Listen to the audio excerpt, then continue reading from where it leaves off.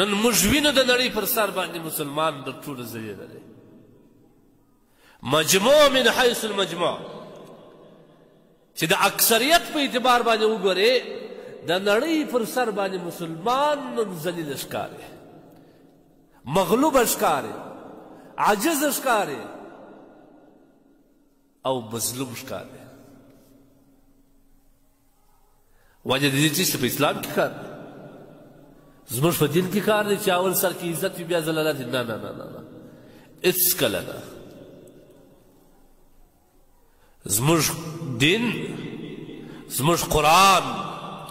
زموږ اسلام دا عزت دی سراسر عزت دی دا چې مسلمان په خپله نن مرعوبه دی در بل در تسلط لاندې دی هغه یهودیان چې د مسلمانانو به چېرته یو ځای مشوره وه په عمر رضی الله عنه په خلافت کې د دې کسانو به زړونه رېږدېدل خدای فضل کوه زموږ په خلاف باندې څه دی نن هغه یهودیان یغان سوي دي نن هغه غاصبین دي نن هغه د حقوق بشر غټ عداوت او دشمني والا خلک دي نن هغه دشمنان دي نن هغه د هغوی نه درندګان جوړ شوي دي په مسلمان ظلم کوي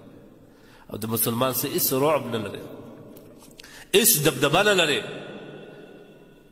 وجه څه شی ده کار ټول په مسلمان کې دی هغه مسلمان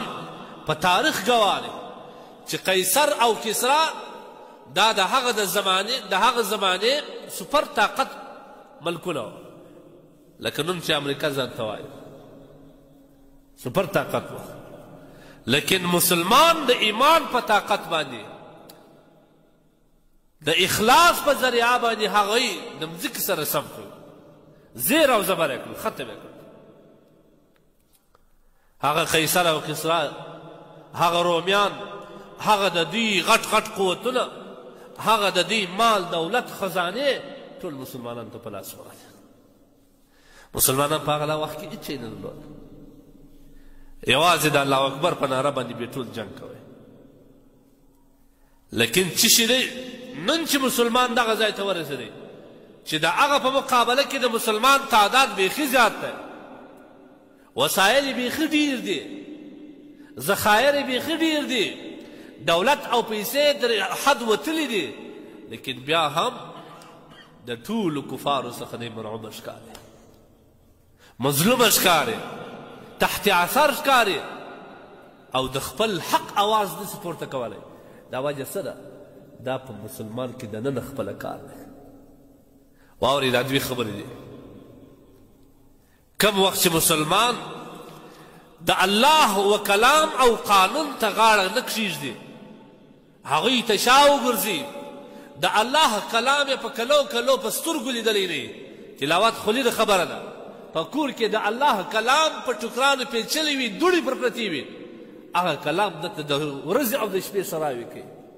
هغه کلام دی چې د الله بنده شا وګرځول بیا دا سړی په خپله د کفار تحت اثر راسي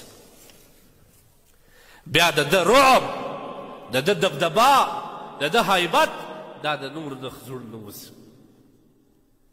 کله چې په کم ځای کې د قرآن د قانون او د قرآن د فیصلو خلاف فیصلې شروع سي